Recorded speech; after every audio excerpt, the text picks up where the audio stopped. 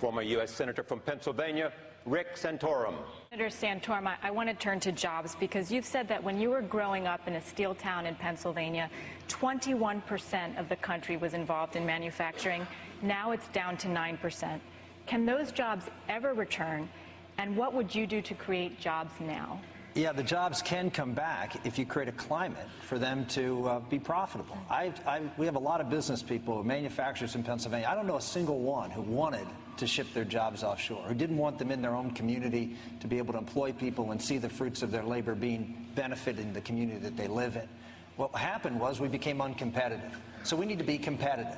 And that's why I proposed taking the corporate tax for manufacturers and processors, taking it from 35% and eliminating it. 0% tax. Allow this to be the manufacturing capital of the world again. Take that money, $1.2 trillion that's overseas from manufacturers who did send their jobs overseas. Bring it back, 0% tax rate if you invest it in plant and equipment in this country.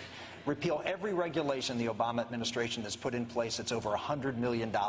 Repeal them all. May have to replace a few. Let's repeal them all because they're all antagonistic to businesses, particularly in the manufacturing sector, and do as Governor Perry suggested. We need a bold energy plan. I put one out there to drill Pennsylvania. I don't want to brag, Governor, but Pennsylvania is the gas capital of the world right now, not Texas, because we are doing a great job, and energy prices in gas went down by 75%. Let me just follow up, because we are in a crisis. So what would you do right now to create jobs? The cool thing about my plan, as opposed to Herman's plans and some of the other plans out here, it'll pass tomorrow. It would pass tomorrow. Why? Because industrial state Democrats want those jobs, and they know if we put a pro-manufacturing jobs plan on the table, it will pass overnight. We'll get votes from Indiana and Pennsylvania and Ohio and Michigan, all those states. So it's not just proposing a plan that will get things started that the Wall Street Journal will smile out, the Washington Post, but it's a plan that can actually pass and get things done and bring people together. That's why I put it on the table. 20 years ago, there were 1 billion people actively participating in the global economy. Today, there are more than 4 billion active participants in the global economy, with China, India, former CIS states, and other emerging economies now in the game. While that is a good and peaceful phenomenon, it also means we need to compete more strongly than we did in the past. We need an American competitiveness agenda. We need to inspire that American competitive spirit that has served us so well for over 200 years. I would like to ask, what would be on your American competitiveness agenda?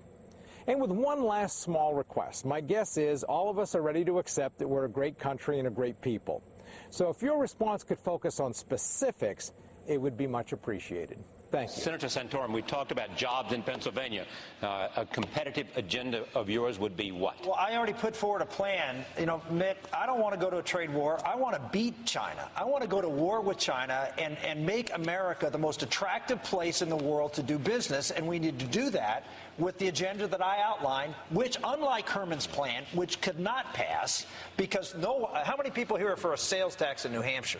Raise your hand. There you go, Herman. That's how many votes you'll get in New Hampshire.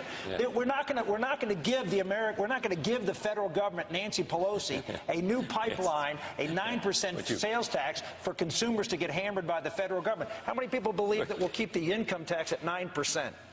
Anybody? That's why people won't trust. So if you keep mentioning 999 and Herman Cain, I'm going to have to go back to him every other question. That's right. Charlie, whoa, I'm not done yet. Thank you. I'm not done yet.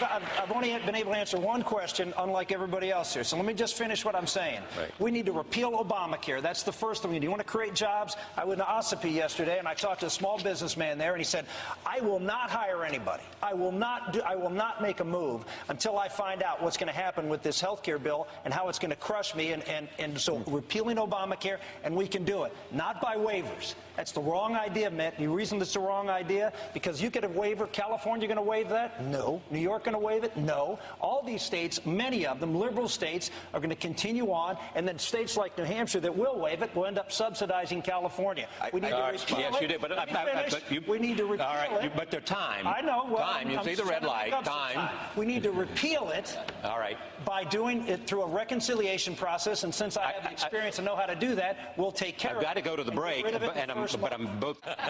We're in the live free or die state, and I oppose the single biggest government intrusion into the private sector, the Wall Street bailout, the TARP program. I opposed it because it violated the principles of our Constitution, the spirit of our Constitution, and because of the experience I had that if you open up the door of government involvement in the private sector, some president will, and in fact did, drive a truck through it and explode the and constrict our freedom.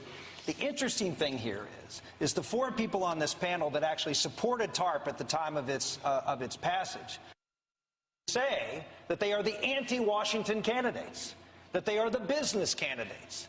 And they're the four on this program that supported the Washington bailout, giving Washington, naively I would say, tools to constrict our freedom. So do you and since my question is, right. you prompted it perfectly, because here's my question.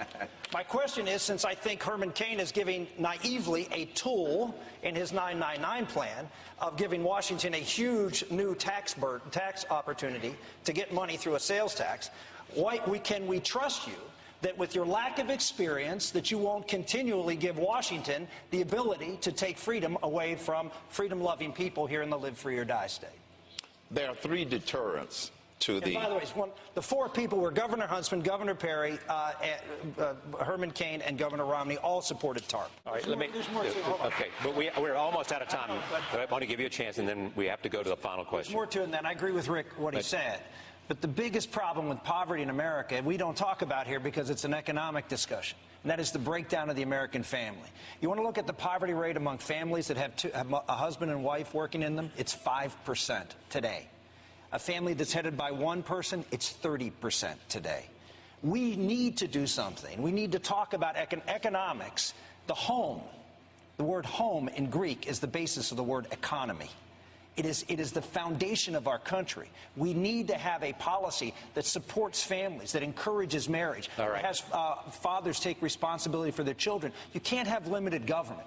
You can't have a wealthy society if the family breaks down that basic unit of society, and that needs to be included in this economic All right, discussion. I've got one. So what it is about you that you want to hear and let the American people know about you and your sense of recognizing their own pain as well as their hope. As was mentioned, I grew up in a steel town, and one of the things that I realized is that when manufacturing left, a lot of the people in the middle income of America left. And I just read a recent study that actually income mobility from the bottom two quintiles up into the middle of up into the middle income is actually greater, the mobility in Europe, than it is in America today. We need to change that, and the way you do it is by creating jobs in the manufacturing sector of the economy, which is what I will do. It will create that income mobility. It will create the opportunity for semi-skilled and lower skilled and skilled workers to rise in society. It will take those people off of Occupy and bring them into the workplace where they can have family-sustaining jobs.